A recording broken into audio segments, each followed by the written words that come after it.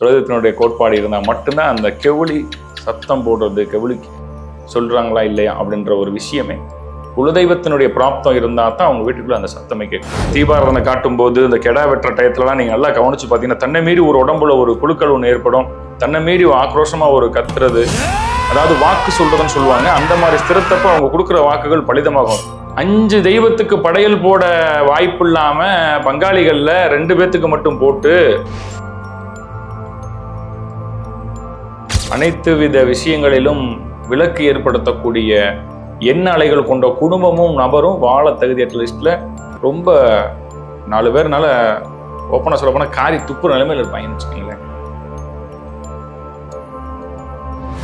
அவங்களுடைய எல்லையை பாதுகாக்க வருவாங்க. என்ன சாமி இல்லையா பார்த்தீங்கன்னா அந்த மாதிரி காலகட்டத்தில் தங்களுடைய சுய சிந்தனையை மறந்த நிலையில் நீங்க இருந்தீங்க, அதாவது அயன சயன போகத்துல இருந்திருந்தீங்க அப்படின்னு சொல்லி அந்த சத்தம் உங்க காது கேட்க உக்கிரமான அமைப்பில் இருக்கக்கூடிய தெய்வங்களை அந்த 2 செகண்ட் அப்படி பிளாங்க் ஆகுது. எனக்கு சில்லுன்னு உள்ள இழுக்குது. பிலோ 5 வயசுக்குள்ள இறக்கக்கூடிய குழந்தைகள் அனைவருமே அவங்க குலத்தினுடைய கன்னி தெய்வங்கள் தான், கன்னி தேவதைகள் தான். கண்டிப்பான முறையில் அவங்கள அவங்க நமஸ்காரம் பண்ணிக்கலாம். மாத்திக்கிறது இந்த மாதிரி எந்த ஒரு கோட்பாடுமே இல்லாம பண்ணக்கூடிய விஷயங்கள் கண்டிப்பான முறையில் அபத்தத்தில் தான் முடியும். அவர்களது குலதெய்வம் உச்சமாக இருந்தால்.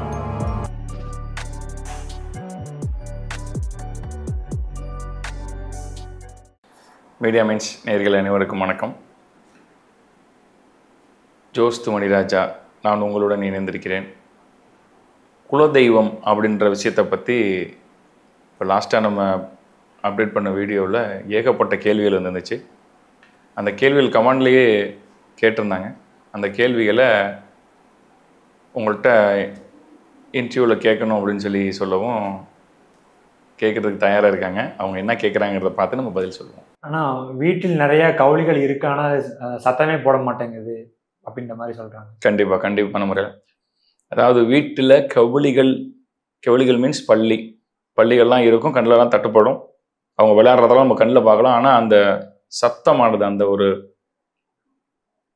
காதில் கேட்காது. அது அசரீரின்னு சொல்லுவாங்க. ஆக்சுவலாக அப்படியே ஆகட்டும், ததாஸ்து அப்படின்றது அவங்களுடைய உத்தரவு. நம்ம ஒரு சந்தோஷமான விஷயமோ ஒரு கெட்ட விஷயமோ பேசும்போது அவங்க எந்த திசையிலிருந்து அவங்க சத்தம் போடுறாங்கங்கிறத பொறுத்து நம்ம அதை ஐடென்டிஃபை பண்ணலாம். இதற்குமே குலதெய்வத்தினுடைய வழிகாட்டல் கண்டிப்பாக இருக்கணும். குலதெய்வத்தினுடைய கோட்பாடு இருந்தால் மட்டும்தான் அந்த கெவுளி சத்தம் போடுறது, கெவுளி சொல்றாங்களா இல்லையா அப்படின்ற ஒரு விஷயமே குலதெய்வத்தினுடைய பிராப்தம் இருந்தால் தான் அவங்க வீட்டுக்குள்ள அந்த சத்தமே கேட்கும். ஒரு சில வீடுகளில் இல்லை சாமி எங்கள் வீட்டில் தொடர்ந்து சகனம் சொல்லிக்கிட்டே இருக்கு, என்னென்ன தெரியலன்னா குலதெய்வம் உங்களை பார்க்க அழைக்கிறாங்கன்னு அர்த்தம். சத்தமே போடுறது இல்லை அப்படின்னு சொன்னா உங்களை விட்டு விலக ஆரம்பிச்சுட்டாங்க அப்படின்னு சொல்லி அர்த்தம். இல்லை சாமி கண்டிப்பா முக்கியமான விஷயத்துல முக்கியமான டயத்துல எங்களுக்கு நல்லதா சொல்றாங்க அப்படின்னு வந்துருச்சுன்னா கண்டிப்பா அவங்க மேல பிராப்தமா இருக்காங்கன்னு அர்த்தம். அபசகுனமான வார்த்தைகள், உதாரணத்துக்கு ஒரு மனை அப்படின்றது எல்லா சகல சம்பத்தும் சேர்ந்தது தான். ஒரு கணவன் மனைவியை திட்டுறது, மனைவி கணவனை திட்டுறது, குழந்தைகளை சத்தம் கொடுக்கறது, கொஞ்சம் வித்தியாசமான வார்த்தைகள்ல சனீஸ்வர பகவானே ஏன் இப்படி பண்ற, அதாவது சனின்னு சொல்லக்கூடாது, அதனால அந்த வார்த்தை சொல்றேன். அப்படிலாம் சொல்லும்போது அங்கே சகனம் சொல்லுது அப்படின்னா உங்க மேல குலதெய்வம் கோபமா இருக்காங்கன்னு அர்த்தம். இந்த மாதிரி இதை அடிப்படையா வச்சு நம்ம குலதெய்வத்தினுடைய கோட்பாடு ஐடென்டிஃபை பண்ணலாம். குலதெய்வம் வழிபாடு பண்ணிட்டு இருக்கும் போதே இன்னொரு கனவுல இன்னொரு தெய்வம் நான் தான் குலதெய்வம் அப்படின்ட்டு சொன்னா என்ன? சிறப்பான பதிவு. குலதெய்வ வழிபாடு, குலதெய்வத்தை ஐடென்டிஃபை பண்ணி கண்டுபிடிச்சு நீங்க பண்ணிக்கிட்டு இருக்கும்போது இன்னொரு தெய்வம் உங்களை அழைக்குது அப்படின்னு சொன்னா அந்த 2 குலதெய்வங்களுடைய உறவு முறைகள், ஆக்சுவலாக நீங்கள் அந்த 2 குலதெய்வத்தினுடைய உறவு முறைகள் என்னங்கிறத நீங்கள் முதல்ல ஐடென்டிஃபை பண்ணணும். அப்போ அண்ணன் தங்கச்சி முறையில் வர்றாங்களா? உதாரணத்துக்கு கருப்பனை குலதெய்வமாக கொண்ட எல்லா விதத்துக்குமே சப்த கன்னிமார்கள் உள்ள ஸ்திரத்துக்குள்ள இறங்கிடுவாங்க. ஆட்டோமேட்டிக்காக அவங்க குலத்தில் பிறந்த குழந்தைகள் எல்லா பேர்லையுமே தெய்வங்கள் இருக்கும். அது தீபாராதனை காட்டும் போது இந்த கெடா வெட்டுற டயத்துலலாம் நீங்கள் நல்லா கவனிச்சு பார்த்தீங்கன்னா தன்னை மீறி ஒரு உடம்புல ஒரு குழுக்கள் ஒன்று ஏற்படும்.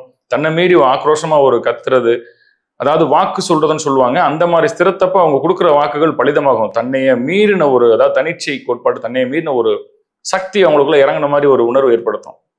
அந்த மாதிரி இருக்கு. கண்டிப்பா உங்க வீட்டுல, உங்க பங்காளிய வீட்டுல கட்டி கொடுக்கப்பட்ட பொம்பளை பிள்ளை ஒண்ணு நின்று அண்ணனுடைய மனைவி அன்னீகாரமா பொங்கல் வச்சுக்கிட்டு இருக்கும்போது அவங்களுக்கு புல்லரிச்சிச்சுன்னா சாமி வந்துருச்சுன்னு அர்த்தம்.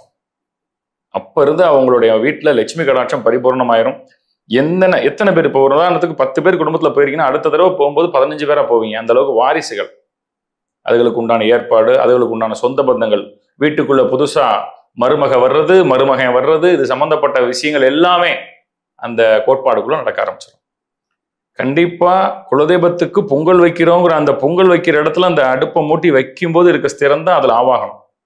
அந்த மாதிரி டயத்துல வர்ற தெய்வங்கள், அந்த பெண்களுக்கு மேல வர்ற தெய்வங்கள் பேச வாய்ப்புல, சப்போஸ் பேசினாங்கன்னா அவங்கள்ட்ட கேட்டுட்டோம் அப்படின்னு சொன்னா இன்னொரு குலதெய்வம் யாரு உங்கள்கிட்ட விரும்பி வர்றா அப்படின்ற விஷயத்த நீங்க ஐடென்டிஃபை பண்ணிக்கலாம்.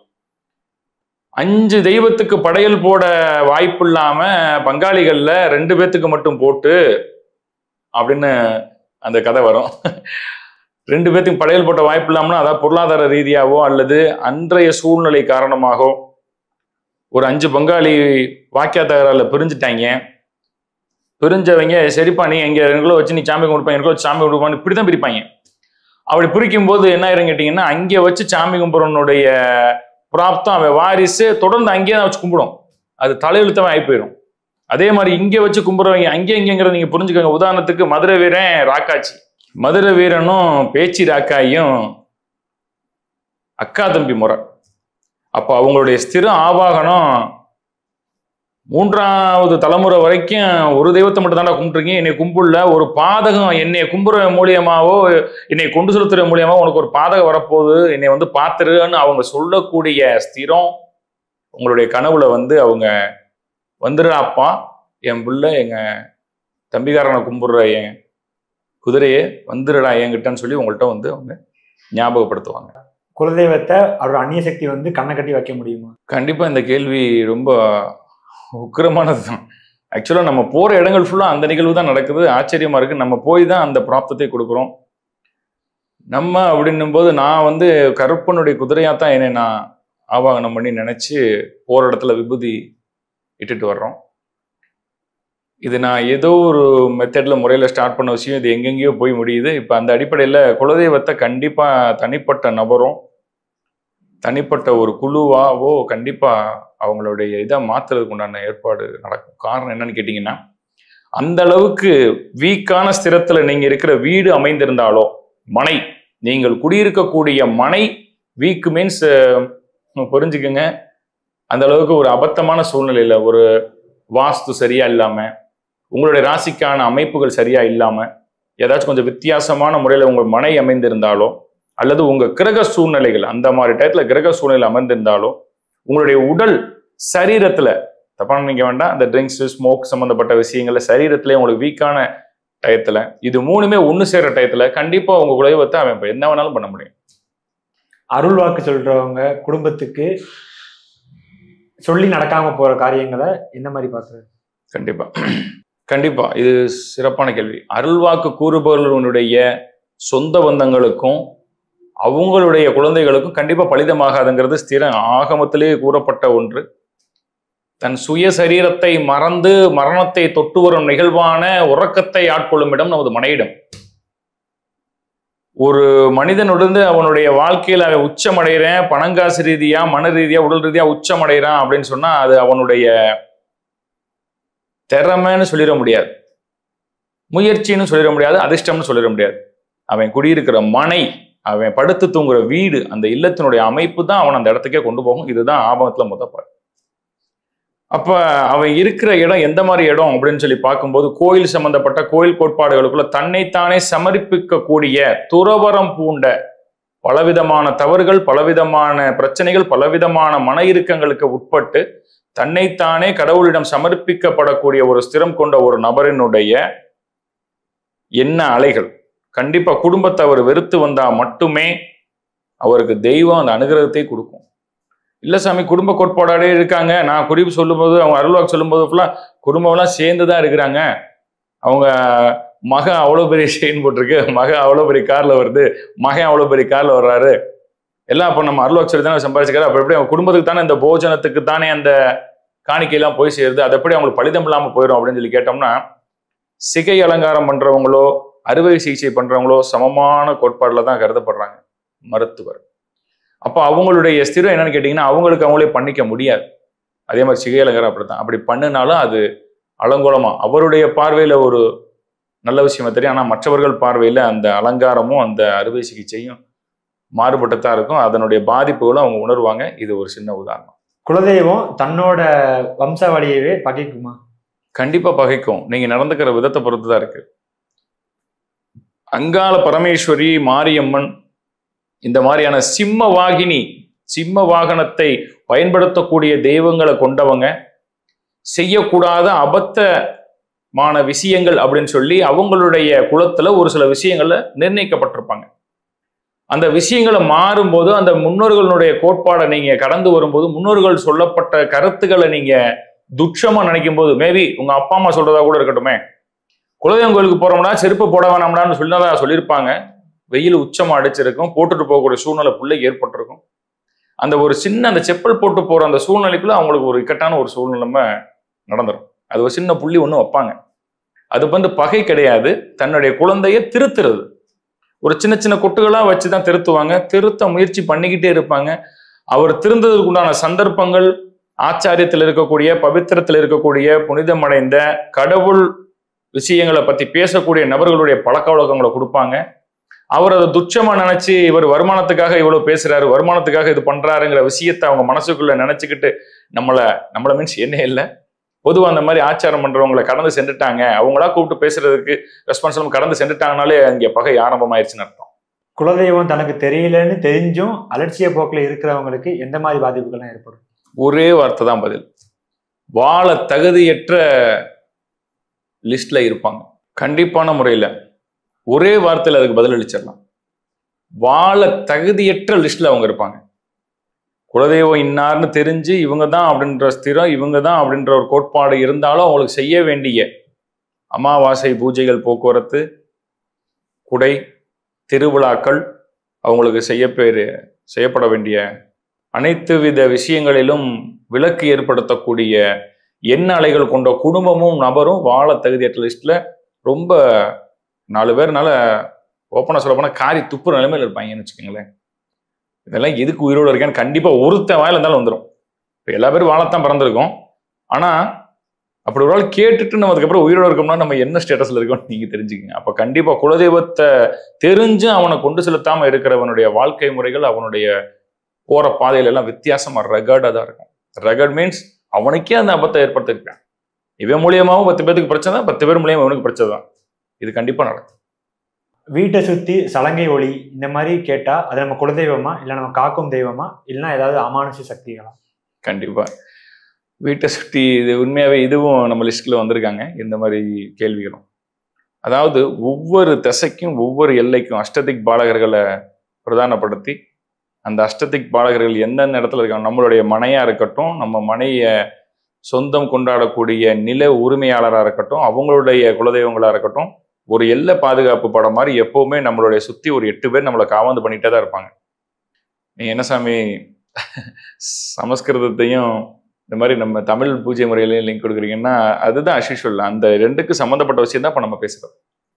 அப்போ அந்த அஷ்டதிக் பாலகர்களான 8 பேர் எப்படி நம்மளுடைய ஸ்திரத்தை ஆவாகனம் பண்ணி 80 கிலோ 60 கிலோ வெயிட்டை ஜஸ்ட் ஒரு 9 இன்ச்சு 4 இன்ச்சுக்கு 9 இன்ச்சு அகல பாதத்தில் நிப்பாட்டி நம்மளை நிலைநிறுத்தணும்னு நினைச்சு அஷ்டதிக் பால 8 திசையில இருக்க ஒரு வைபை கொடுத்து தான் நம்மளை நடமாடவே விடுறாங்க.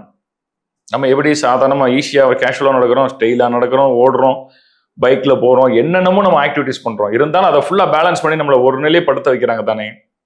அந்த மாதிரி ஸ்திரம் கொண்ட எல்லை காவல்கள் கண்டிப்பான முறையில் ஒரு குறிப்பிட்ட தேதியில், குறிப்பிட்ட கிழமைகள், வருடமோ மாதமோ அவங்களுடைய ஜஸ்ட் விசிட்டிங் சொல்லுவாங்க, விசிட்டிங் அவங்களுடைய எல்லையை பாதுகாக்க வருவாங்க. என்ன சாமி எல்லையை பார்த்தீங்கன்னா, அந்த மாதிரி காலகட்டத்தில் தங்களுடைய சுய சிந்தனையை மறந்த நிலையில் நீங்க இருந்தீங்க, அதாவது அயன சயன போகத்துல இருந்திருந்தீங்க அப்படின்னு சொன்னா அந்த சத்தம் உங்க காது கேட்காது. அந்த காது கேட்குதுன்னா அந்த எல்லை பாதுகாப்பு படையில இருக்கக்கூடிய தெய்வங்களினுடைய பரிவாரம் உங்களுக்கு இருக்கு, அவங்களுடைய ஆத்மார்த்தமான பாதுகாப்பு உங்களுக்கு இருக்கு அப்படின்றத உங்களுக்கு தெரியப்படுத்த வர்றாங்க. இது கண்டிப்பான முறையில உங்க குலதெய்வத்தினுடைய உத்தரவு இல்லைன்னா அவங்களை சுத்த முடியாது.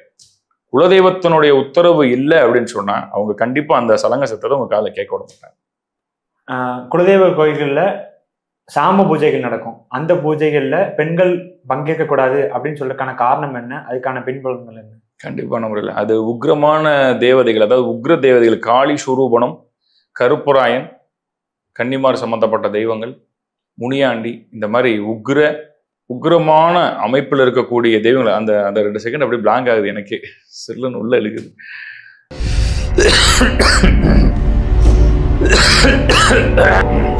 இந்த கான்செப்ட் பேச அடிக்கடி பிளாங்க் ஆகுது. சாம பூஜைன்னு சொல்லும் போதே அவ்வளோ வைப் இருக்கும். அந்த பூசாரி அந்த தெய்வத்துக்கு உண்டான ஆகமத்தை கடைபிடிச்சு முன்னோர்களால் நிர்ணயிக்கப்பட்ட முறையை அவங்க தொடர்ந்து நீ சொல்லலாம், என்ன சாமி பூஜைன்னா என்ன, ஊதுபத்தி காட்டுறோம், நைவேத்தியம் பண்றோம், தீவனம் காட்டுறோம், அவ்வளவுதானே அப்படின்னு நீங்க அசால்ட்டா தான் எல்லாருடைய பார்வையில் இருக்கு. ஆக்சுவலா அது விஷயம் இல்லை. அந்த ஆத்மார்த்தம் போய் உட்கார்ற ரத்தம், எந்த பங்காளியுடைய மகன் போய் பூசாரித்தனத்துல உட்காடுறேன், எந்த பங்காளி எந்த குலத்தை சார்ந்தவங்க அந்த பூசாரித்தனத்துல உட்காடுறாங்க, எந்த மாதிரி நபர் அங்கே உட்காடுறாங்க, அவங்களுடைய டிஎன்ஏ என்ன, அப்போ அவங்களுடைய என்ன அலைகள், எத்தனை தலைமுறை அவங்க கொண்டு செலுத்திட்டு இருக்காங்க. அப்ப இந்த நாள், இந்த தேதி, இந்த இரவு, இத்தனை மணிக்கு என்ன இங்க நிகழ்வு நடந்திருக்கு, எதனால அந்த விஷயத்த பண்றாங்க அப்படின்ற ஒரு விஷயமே ஒரு ஸ்கிரிப்டட் தான். ஆக்சுவலா உங்க முன்னோர் நினைக்கப்பட்ட என்ன அலைகள் தான் இதுக்குள்ள போயிட்டு இருக்கு. இப்ப கண்டிப்பா பெண்கள் கலந்துக்க கூடாது அப்படின்ற ஒரு விஷயமே இதுக்குள்ள கிடையாது. தாராளமாக பெண்கள் கலந்து கொள்ளலாம். என்ன காரணம்னு கேட்டீங்கன்னா, திருவிழாவினுடைய உச்சம், திருவிழா முடிய போற ஒரு 5 நாள் 6 நாள் திருவிழா, 7 நாள் திருவிழா, 10 நாள் திருவிழா, 5 நாள் திருவிழா அப்படின்னு சொல்லி ஒரு கணக்கு இருக்கும் ஒவ்வொரு தெய்வங்களுக்கும். அந்த மாதிரி திருவிழாவினுடைய கடைசி தான் அந்த சாம பூஜை, அந்த இரவு நேரத்துல பூஜை வைக்கிறது அப்படின்னு சொல்லி பண்ணுவாங்க. அப்ப வந்து காவு கொடுத்தல் அப்படின்ற விஷயம் பண்ணுவாங்க. அன்டயத்துல, அதாவது ஒரு 1 மணி 2 மணி 3 மணி 4 மணி அப்படின்ற மாதிரி ஒரு டைம் ஃபிக்ஸ் பண்ணி அந்த நேரத்துல அவங்க கொடுக்குற காவானது பெண்கள் பார்க்கக்கூடாது. பார்த்தா அந்த ஒரு தூக்கமில்லாத நேரத்துல இருக்கக்கூடிய அந்த ஹார்ட் பீட்டு, அதனுடைய சுவாசம் சம்பந்தப்பட்டதெல்லாம், அந்த ஒரு பிளட்டை சடனா நிறைய லாட் ஆஃப் பிளட்டை பார்க்கும்போது அவங்களுக்கு ஒரு பயம் ஏற்பட்டுரும், ஒரு பீதி ஒன்று ஏற்பட்டுரும் அப்படின்னு சொல்லி அவங்களை அவாய்ட் பண்றாங்க. அதுக்கு காரணமும் பெண்கள்னா பெண்கள் மட்டும் இப்படி வரப்போறதில்ல, பெண்களை சார்ந்து குழந்தைகளும் வந்து தானே ஆகணும். ஒரு ஆண் இருக்காங்க, ஒரு பெண் இருக்காங்க, அப்போ குடும்பத்தை பார்த்துக்க ஒரு ஆள் வேணும். அப்போ அன்டயத்துல இவங்க உள்ள வந்து பூஜை பண்ணிட்டு இருக்கும்போது கண்டிப்பா குழந்தைகளோட அவங்க தூங்கும்போது பக்கத்துல ஒரு ஆள் இருக்கணும். தூங்க வச்சுட்டு வந்து நிக்க முடியாது. அப்ப அவங்களையும் கூட்டிட்டு வரக்கூடிய சூழ்நிலை ஏற்படுறதுக்காண்டி பொதுவாகவே பெண்கள் வர வேண்டாம், ஆண்கள் மட்டும் இந்த ஸ்திரத்தை நாங்க பாத்துக்கிறோம் அப்படின்றது தான் அங்கே சொல்லப்படக்கூடிய கருத்து. தாராளமா குழந்தைகள் இல்லாத பெண்கள் கலந்து கொள்ளலாம். கலந்து கொண்டால் குழந்தை பாக்கியத்துக்கு வாய்ப்பு உண்டு, குலதெய்வத்தினுடைய அனுகிரகத்தினுடன். வீட்டுல இருக்க கன்னி தெய்வங்களை வழிபடாம இருந்தா என்ன ஆகும்? குலதெய்வம் தாண்டி கன்னி தெய்வங்களாக. சரியான கேள்வி. அதாவது வீட்டில் இருக்க கன்னி தெய்வம் இந்த கான்செப்ட் இப்போ இடையில சேம் இதே ஸ்கிரிப்டட் வந்திருக்காங்க, கதை வந்திருக்கு. எப்படின்னு கேட்டீங்கன்னா,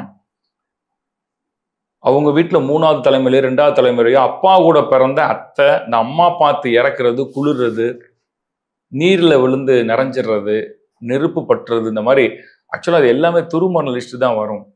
அது எப்படின்னா இறந்த ஆத்மாக்களினுடைய பிராப்தம். அவங்க குழந்தைத்தன்மையா இருக்கிறனால அவங்கள காப்பாற்ற முடியல, நம்மளை காப்பாற்ற யாருமே இல்லையா, நம்மளை காப்பாற்ற முடியலையன்ற அந்த எண்ணலையிலுக்குள்ளே அவங்க போகாம அவங்க சுபிட்சம் அடைஞ்சிருவாங்க. பிலோ 5 வயசுக்குள்ள இறக்கக்கூடிய குழந்தைகள் அனைவருமே அவங்க குலத்தினுடைய கன்னி தெய்வங்கள் தான், கன்னி தேவதைகள் தான். கண்டிப்பான முறையில் அவங்க நமஸ்காரம் பண்ணிக்கலாம். அவங்களுக்குன்னு அமாவாசை அன்னைக்கு இரவு ஒரு 7 மணிக்கு மேல அவங்களுக்குன்னு ஒரு வஸ்திரம் எடுத்து வச்சு அவங்களுக்குன்னு அவங்களுக்கு பிடிக்கக்கூடிய உணவு பண்டங்களை வச்சு சாமி கும்பிட்டுட்டு அதில் நகை நட்டுகள் பணங்கள்லாம் வச்சு எடுத்தீங்கன்னு சொன்னா நீங்க எவ்வளவு வச்சிருக்கீங்களோ அது மாதிரி அடுத்த வருஷம் அதே தேதியில் நீங்க வச்சு சாமி கும்பிடும்போது 10 மடங்கு அதிகரிக்கக்கூடிய வாய்ப்பு. கலப்பு திருமணம், குலதெய்வ கோட்பாடு, இதை பத்தின சில சொல்லுங்க. சிறப்பான கேள்வி. ஆக்சுவலா கலப்பு திருமணம் அப்படின்ற ஒரு விஷயமே இப்ப ரீசெண்டா அது கொஞ்சம் அதிகமாகவே இருக்கு. நீங்க நல்லா கவனிக்கணும். அப்பா அம்மா சம்மந்தமா லவ் கம் அரேஞ்சு அப்படின்ற லிஸ்ட்ல கலப்பு திருமணம் இப்ப நல்லா சிறப்பா போயிட்டு இருக்கு. அப்ப கன்னியாதானம் ஆச்சாரியம் பவித்திரம் பெற்ற ஒரு புரோகிதர் முன்னால அக்னிகுண்டம், அதாவது பாலாக்னி, அக்னி பகவானே நீயாக என்னைட்ட எதையும் எடுத்துக்காத, ஏன்னா திருடன் புகுந்த வீட்டில் கூட மிச்சமிதார் இடத்தெல்லாம் தீ புகுந்த வீட்டில் எடுக்க முடியாதுன்னு சொல்லி ஒரு பழமொழி இருக்கு. அந்த மாதிரி உலகத்துல அபத்தமான ஒரு விஷயம்னா அது நெருப்பு மட்டும்தான். அந்த நெருப்பையே நம்ம ஆவாகனம் பண்ணி அந்த நெருப்புல தங்களால் முடிந்த திரவியங்களை உள்ள என்னால் முடிஞ்சதை நான் கொடுத்துறேன்னு சொல்லி பூர்ணாகதின்னு சொல்லக்கூடிய ஒரு குடுமி, அதாவது கடைசியாக அவங்க குடுமியை எங்களுடைய அனைவரும் தொட்டு எங்களுடைய குடுமையை உங்கள் கையில் நான் ஒப்படைக்கிறோம், எங்களால் முடிஞ்சது இதுதான், எங்களை நீங்களாம் தொற்ற வேண்டாம், நாங்களாம் உங்களை அழைச்சி உங்களுக்கு கொடுத்துறோன்னு சொல்லி பிராப்தம் பண்ணி முடிச்சுட்டு அவங்கள ஜீரம், அதாவது பால் தயிர் பஞ்சகவியம் கொண்டு அவங்கள குளிர்ச்சி அடைய வச்சு சாந்தி அடைய வைக்கிற முறை தான் ஹோமகுண்டங்கிறது. ஹோமகுண்டங்கிறது ஷார்ட்டாக எல்லாரும் ஹோமம் பண்ணலையா அப்படின்னு ஷார்ட்டாக கேட்பாங்க. ஆனால் அதனுடைய ப்ராப்பர் எக்ஸ்பிளனேஷன் தான். ஹோமங்கிறதுனுடைய ப்ராப்தமே இதுதான். அக்னி பகவானை அழைச்சி அவங்களோட தேவையை நம்ம கொடுத்து பண்ணுறது. இந்த மாதிரி அக்னி காரியங்களை மேற்கொண்டு ஆச்சாரியம் பவித்திரம் பெற்ற ஒரு புரோகிதர் கையால் மாங்கல்ய பிராப்தம் அடையக்கூடிய இரு கலப்பு திருமணங்களின் கன்னியாதான முறையின் அடிப்படையில் கண்டிப்பான முறையில் பெண் வீட்டு குலதெய்வமும் ஆண் வீட்டுக்கு கண்டிப்பான முறையில் ஒரு சப்போர்ட் பண்ணுவாங்க. சேம் அதே மாதிரி ஆண் வீட்டு குலதெய்வம் பெண் வீட்டுக்கு, அதாவது கிளம்பும்போது, அதாவது நம்ம மறுவீடுன்னு சொல்லுவாங்க, மற்றபடி போக்குவரத்து இந்த விசேஷ திருவிழா காலகட்டங்களில் அழைப்பு ஒன்று இருக்கும். அவங்க தாம்பாளத்தட்டோட வந்து அழைத்து போகிறது. சம்பந்திகள் தாம்பாளத்தட்டுடன் வந்து அழைக்கிறது குடும்பம் சகிதம் மட்டும் அல்லாமல் அவங்க குலதெய்வத்தையும் சேர்த்து தான். அப்படிலாம் வந்தால் தான் அவங்க பற்றோட ஆரோக்கியமான முறையில் உடல் உபாதை இல்லாமல் விபத்துகள் ஏற்படாமல் சரியான முறையில் அந்த திசையை நோக்கி கடந்து சென்று அவங்க அந்த எல்லைக்குள்ளே போய் போஜனம் அடைஞ்சு அயனசயன போகத்தை அனுபவிச்சுட்டு திருப்பி வீட்டுக்கு வந்து சேர முடியும். அப்போ கலப்பு திருமணம் குலதெய்வ கோட்பாடு இதை பற்றின விஷயம் கண்டிப்பான முறையில் பிராப்தம் மேற்கொண்டு பண்ணுனா அந்த கலப்பு திருமணத்துலேயே அந்த கோயின்சிடேஷன் ஆக வாய்ப்பு இருக்குது. ரெண்டு பக்கமே உங்களுக்கு பாசிட்டிவ் வேர்ஸ் கிடைக்கும். இல்லை சாமி அவங்க அந்த மாதிரி புரோகிதம் பண்ணி பண்ணலை, கும்ப கலசம் வச்செல்லாம் பண்ணலை, ப்ராப்பரான முறையில் தாலி கட்டல, ஏதோ போகிற வழியில் அந்த விநாயகர் கோயிலில் வச்சு தாலி கட்டிட்டாங்க, அவங்களுக்குள்ள எப்படி இருக்கும்? டோட்டலாக டிஃபர் ஆயிரும், டோட்டலாக ஆப்போசிட் ஆயிரும். ஒரு ரெண்டு பேர்த்துக்கு உண்டான ஒரு எப்படி சொல்கிறது, ஒரு விபூதி மாற்றிக்கிறதுன்னு வச்சுக்கோங்களேன், ஒரு காணிக்கை மாற்றிக்கிறது, அந்த மாதிரி ஒரு முக்கியமான விஷயங்கள் எதுவுமே, ஒரு தாம்பூலம் மாற்றிக்கிறது, ஒரு கனிகளை பராமரிச்சுக்கிறது மாற்றிக்கிறது, இந்த மாதிரி ஒரு எந்த ஒரு கோட்பாடுமே இல்லாமல் பண்ணக்கூடிய விஷயங்கள் கண்டிப்பான முறையில் அபத்தத்தில் தான் முடியும். அவர்களது குலதெய்வம் உச்சமாக இருந்தால் பிரச்சனை கண்டிப்பாக இருக்கும். வாழ்க்கை அவங்க வாழ்கிறதே ரொம்ப சிரமமாக தான் இருக்கும். நிறைய பேர் நீங்களே பார்க்குறீங்க தானே, நம்ம லைஃப்ல நிறைய பேர் கடந்து தான் வந்திருக்கோம். நம்ம கண்டிப்பான முறையில் இந்த விஷயங்கள் அவங்க வாழ்க்கையில் நடந்திருக்கும். அப்படியே கம்பேர் பண்ணி பார்த்துக்கலாம். சரி, ப்ராப்தமாக லவ் மேரேஜ் வித் அரேஞ்சு பண்ணியிருக்க உங்களுடைய ஃபேமிலி ஷெடியூல் எப்படி இருக்குது, ஒன்லி லவ் மேரேஜ் மட்டும் பண்ணி அப்புறமா ஒரு 2 வருஷம் கழிச்சு 3 வருஷம் கழிச்சு வீட்டில் போய் சேர்றவங்களுடைய வாழ்க்கை எப்படி இருக்குது அப்படின்றத நீங்கள் கம்பேர் பண்ணி பார்த்தீங்கனாலே உங்களுக்கு தெரிஞ்சிடும்.